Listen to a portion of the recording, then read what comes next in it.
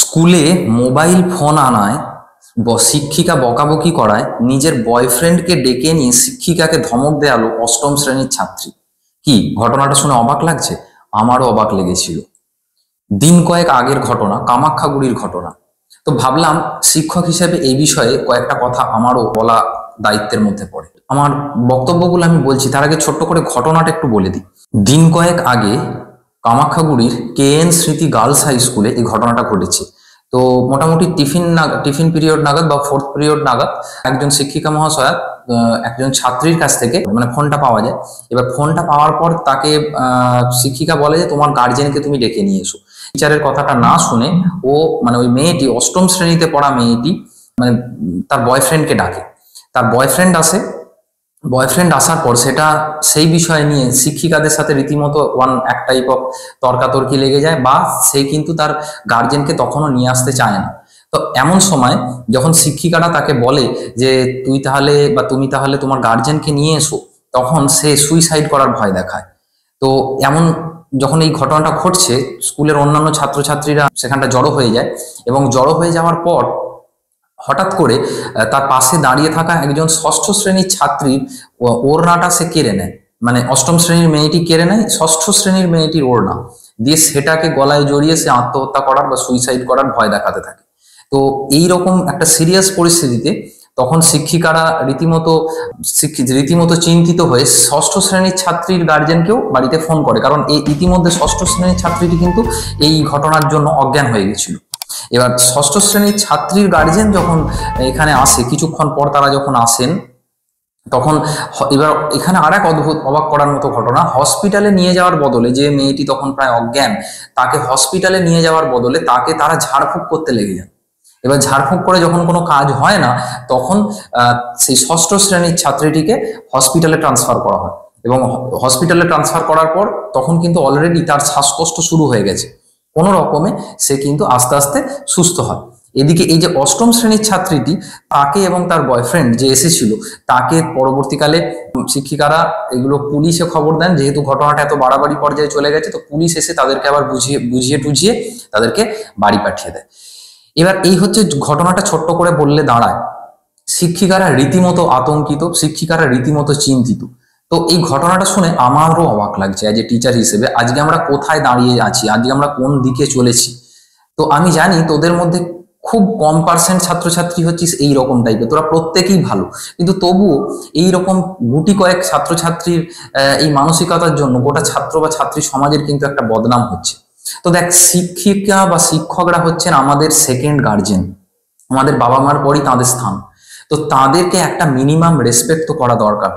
আর তারা যে কথাটা বলছেন, তারা তো একটা তার ভালোর জন্য বলছেন, তা তো খারাপের জন্য বলছেন না। অ্যাকচুয়ালি সংস্কৃতে একটা কথা আছে, আমার মনে আছে, আমরা যখন স্কুলে পড়তাম আমাদের স্কুলের বুক লিস্টেও কথাটা লেখা থাকতো, বিদ্যা দদাতি বিনয়ন। অর্থাৎ তুই যত তোর জ্ঞান বাড়বে, বিদ্যা কিন্তু বিনয় দান করে। বিদ্যা কিন্তু এরকম মানে এইরকম আচরণ করতে শেখায় না। এই ঘটনাটা হচ্ছে শিক্ষক শিক্ষিকাদের নিয়ে, যারা আমাদের বাবা মার পরই আমাদের সেকেন্ড গার্জিয়ান। তারা আমাদের আপদে বিপদে সবসময় পাশে থাকেন বা পাশে থাকার প্রতিশ্রুতি দেন। তো তাদের প্রতি এই ধরনের আচরণ তো কোনোভাবেই কাঙ্ক্ষিত নয়, এটা তো নিশ্চয়ই তোরা বুঝতে পারছিস। এখানে আমার আরো একটা কথা বলা আছে, ওই যে ষষ্ঠ শ্রেণীর ছাত্রীটিকে ঝাড়ফুঁক করে কিছুটা সময় নষ্ট করা হলো। আজও বিভিন্ন জায়গায় সাপে কাটলে ওঝার কাছে প্রথমে নিয়ে যাওয়া হয়। এই রকম কুসংস্কারগুলো থেকেও কিন্তু আমাদেরকে বেরিয়ে আসতে হবে। ছোট্ট করে একটা স্টোরি বলি, স্টোরি গল্প হলেও সত্যি অ্যাকচুয়ালি। তো কেরালার দিকের এক স্কুলের ঘটনা। তো বেশ কিছু বছর আগে সেখানে ক্লাস নেওয়ার সময় শিক্ষক মহাশয় একদিন মজা করেই বিভিন্ন ছাত্রছাত্রীকে বললেন যে ধরো তোমাদেরকে প্রত্যেককে আমি 100 টাকা করে দিলাম, তোমরা এই মুহূর্তে কি করবে? তো বিভিন্ন জন বিভিন্ন উত্তর দেয়। কেউ বলছে যে আমি মোবাইলে রিচার্জ করব, কেউ বলেছিল হয়তো আমি এটা কিনবো ওটা কিনবো। তো একজন ছাত্র অনেকক্ষণ ভাবছিল, কিছু বলছিল না, বা সে একটু মনমরা হয়েছিল। তো তাকে শিক্ষক জিজ্ঞেস করেন যে কি তুমি চুপ করে আছো কেন? তখন ছাত্রটা খানিক বাদে উত্তর দেয়, স্যার আমরা তো খুব গরিব, আমার মা চোখে খুব একটা ভালো দেখতে পায় না, তো এই 100 টাকাতে কি চশমা হবে? তাহলে আমি একটা চশমা কিনতাম আমার মায়ের জন্য। তো শিক্ষক মানে কথাটা শুনে শিক্ষকের চোখ দিয়ে প্রায় জল বেরিয়ে আসার উপক্রম। তো শিক্ষক তখন তাকে বলে যে বা তাকে পাশে থাকার প্রতিশ্রুতি দেয় এবং ছেলেটাকে এটাও বলে যে তুই ভবিষ্যতে এগিয়ে চল, তোর যে কোনো রকম সাহায্যে আমি তোর পাশে আছি।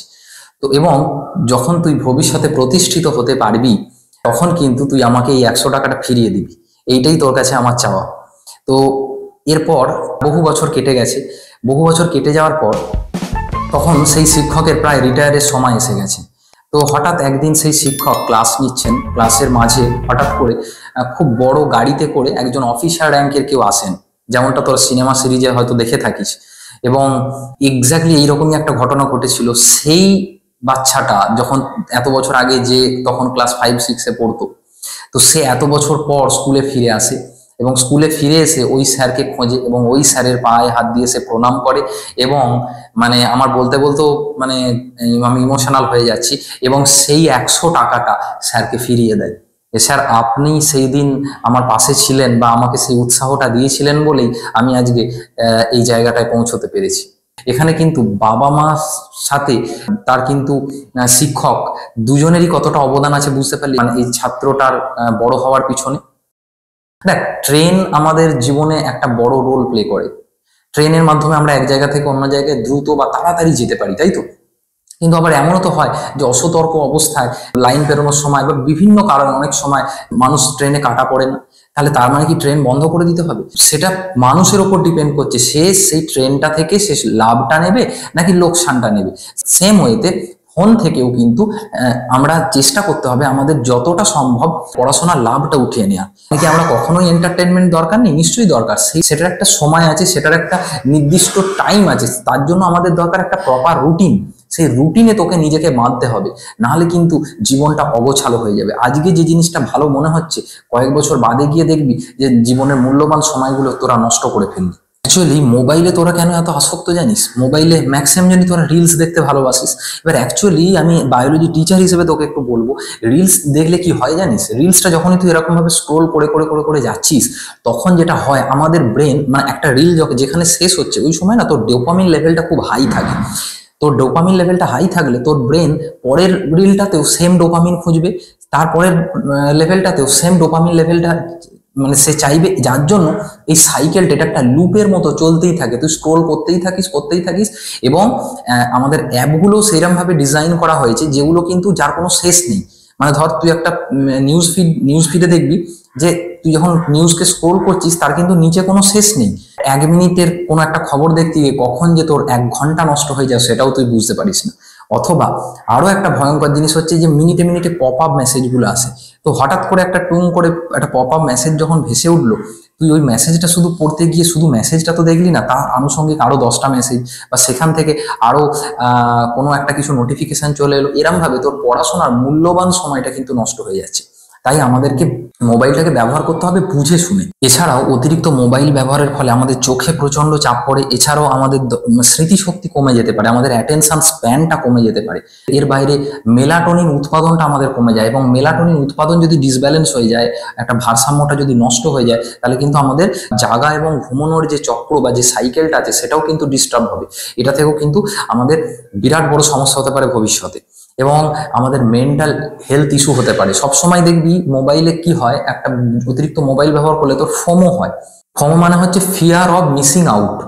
তো এই সমস্যাগুলো হয়। তো মানে সব জিনিস সবসময় মনে হচ্ছে যে এইটা বোধহয় আমি পেলাম না, এইটা বোধহয় আমার মিস হয়ে গেল। এইসব করতে করতে তোর জীবনের মূল্যবান সময় নষ্ট হয়ে যায়, এবং তার সাথে সাথে এইরকম ভাবে তুই পড়াশোনার জগতেও পিছিয়ে পড়িস। তাই অবশ্যই ফোনটাকে মানে প্রপারলি আমাদেরকে ইউজ করতে হবে। আমার একটা পার্সোনাল এক্সপিরিয়েন্স শেয়ার করতে পারি।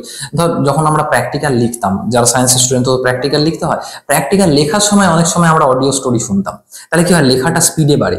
কিন্তু তার মানে এটা নয় তো তুই পড়াশোনা মানে অন্যান্য সময় স্কুলের মাঝে বা অন্যান্য সময় পড়াশোনার সময় ফোন ইউজ করবি, সেটা করিস না। তাই সঠিক মাত্রায় অল্প ইউজ কর, অবশ্যই তুই জীবনে বড় সফল হতে পারবি। এছাড়াও ফোন থেকে অনেক মানে ভালো ভালো কাজের জিনিস আছে, সেগুলো দেখ, যে পড়াশোনার ভিডিও দেখ, সেগুলোতে তোর প্রচুর কিছু লাভবান হবে।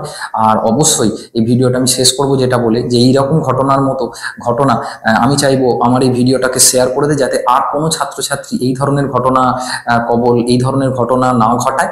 এবং প্রত্যেকে যেন, তোদের অনুরোধ থাকবে তোদের প্রতি, যে শিক্ষক শিক্ষিকাকে অবশ্যই রেসপেক্ট করবি। দেখা হচ্ছে নেক্সট ভিডিওতে, এবং বায়োলজি রিলেটেড যে কোনো ভিডিওর জন্য এই চ্যানেলটাকে সাবস্ক্রাইব করে রাখো।